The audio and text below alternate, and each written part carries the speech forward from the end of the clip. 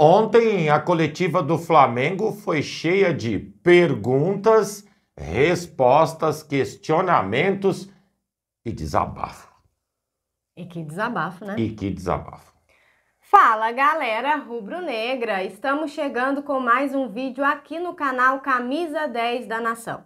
O seu, o meu, o nosso canal de notícias e informações do Flamengo.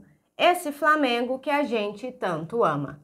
Mas antes de começarmos com as notícias, gostaríamos de pedir a você que acompanha o nosso canal e ainda não é inscrito, para se inscrever aqui embaixo no botão inscreva-se, ativar o sininho da notificação, porque assim, sempre que postarmos um vídeo novo, você será notificado e, claro, deixar também o seu like e o seu comentário, porque isso ajuda demais o nosso trabalho e é muito importante para nós. E como sempre falamos, galera, é rapidinho, papum! E deu! Assim é. Nós empatamos o jogo de ontem, a sensação poderia ter sido diferente, afinal de contas houveram até lances controversos que a Ju, inclusive, daqui a pouco vai estar comentando. Mas é uma semana de liberta, a gente tem que erguer a cabeça para cima deles, porque precisamos da vitória para continuar forte dentro do torneio, não é verdade, Ju? Verdade. É a bola da vez. É a bola da vez. Vamos para cima.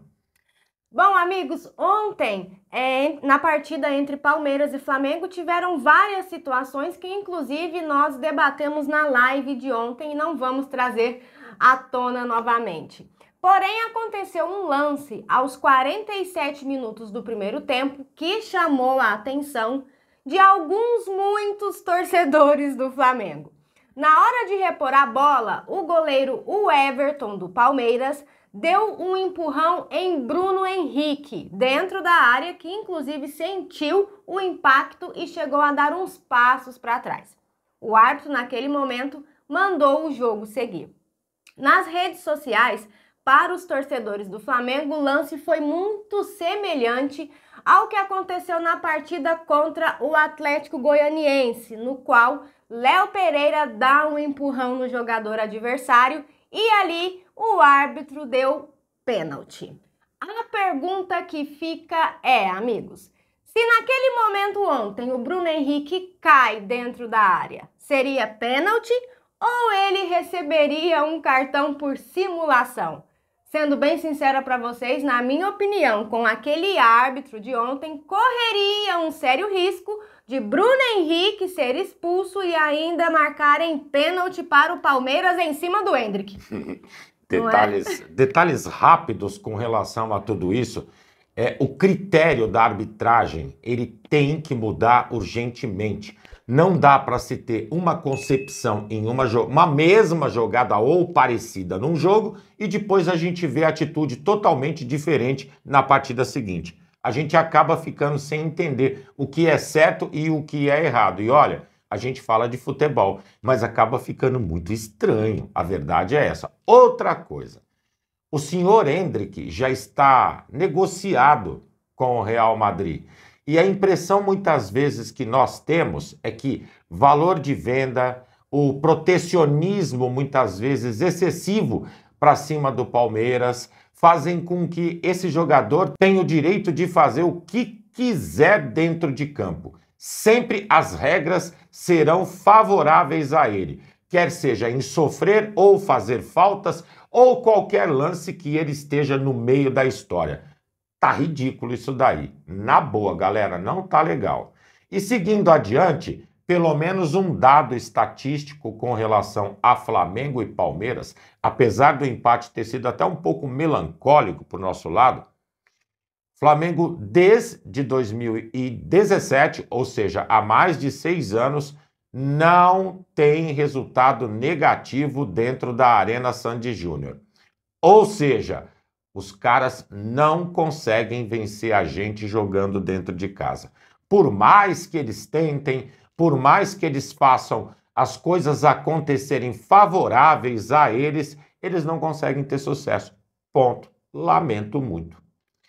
Dava pra gente ter ganhado esse jogo ontem, viu? E só para encerrar um pouquinho o assunto Campeonato Brasileiro, terminada a terceira rodada, a situação de classificação, não vou passar ela toda porque por enquanto é irrelevante. Afinal de contas, ainda é terceira rodada.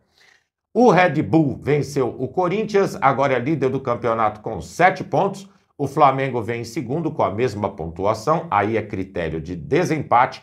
Em terceiro vem o Botafogo. Ele tá chegando com um farolzinho, logo, logo apaga, vai lá para trás de novo. Em quarto, o Atlético Paranaense com 6 pontos, todos eles até o quinto, tá? E o Grêmio, mesma pontuação, chega em quinta posição. E os últimos 17º, Vitória, que ontem, inclusive, chegou a abrir 2-0 em cima do Bahia, mas não conseguiu a vitória, se é que me entendem. Em 18º, surpreendentemente, ou não, está o Corinthians com 1 ponto.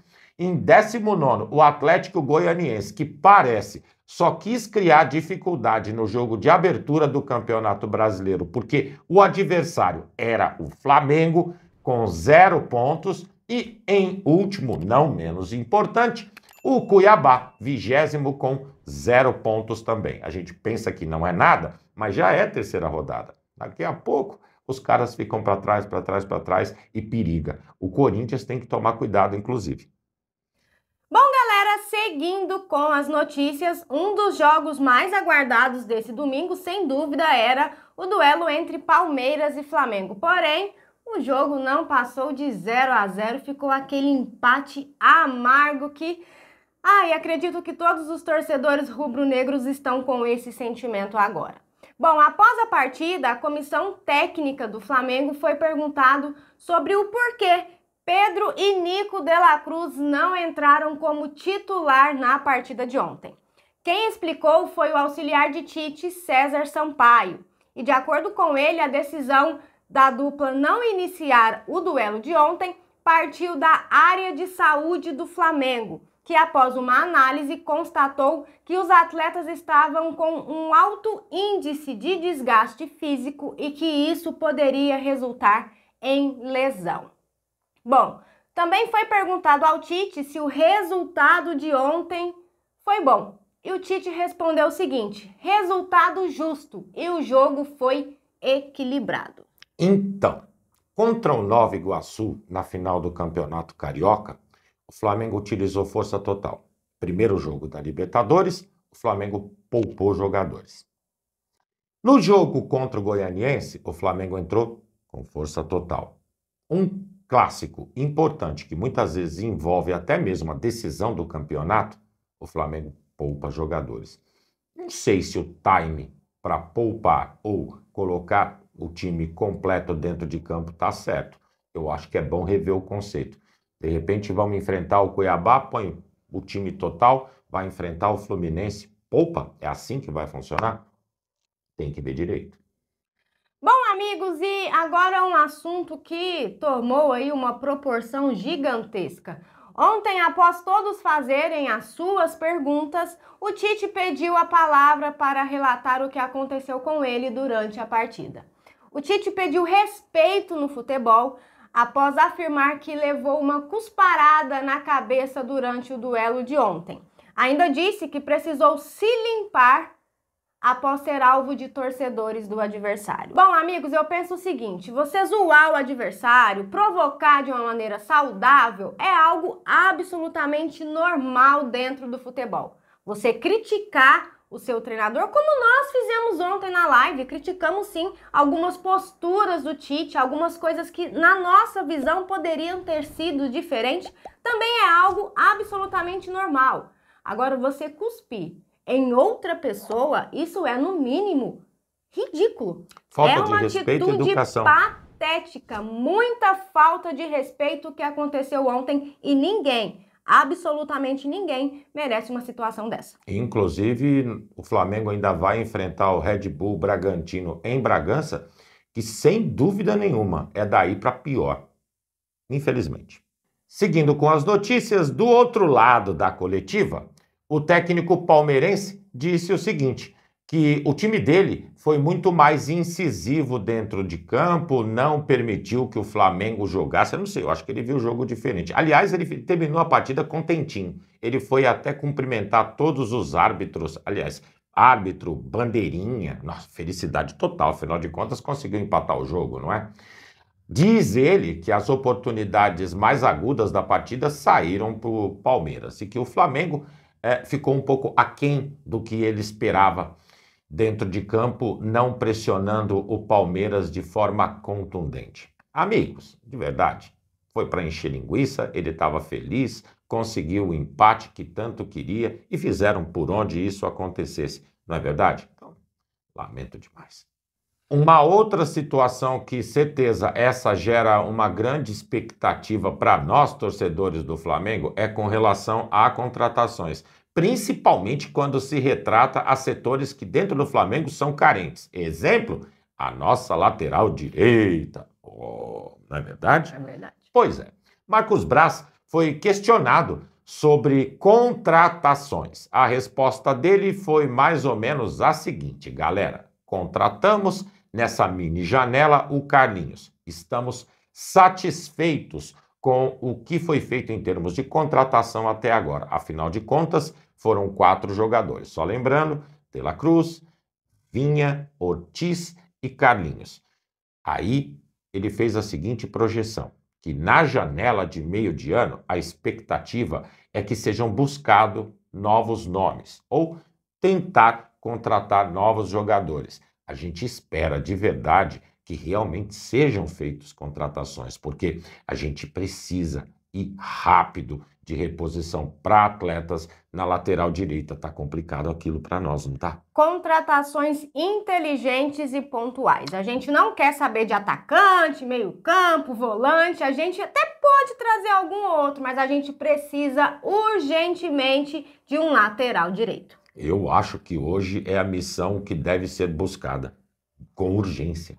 Bom, galera, e seguindo com as notícias, agora é o momento de virar a chave, deixar um pouquinho de lado o Campeonato Brasileiro, porque na quarta-feira nós temos um outro duelo muito difícil pela frente, que será contra o Bolívar lá em La Paz pela Libertadores. Segundo a apuração, o elenco do Flamengo se reapresenta agora pela manhã no Ninho do Urubu, para o Tite já começar a preparar a nossa equipe para essa terceira rodada da fase de grupos da Libertadores. Amigos, a gente sabe que não será um jogo nada fácil por vários motivos que vocês já estão cansados de saber quais são. Mas o Flamengo precisa estar muito focado nessa partida, muito preparado, porque o bicho é complicado. Marceregian, inclusive, ontem já deu um pitaco com relação ao sistema que o Flamengo vai adotar para essa partida.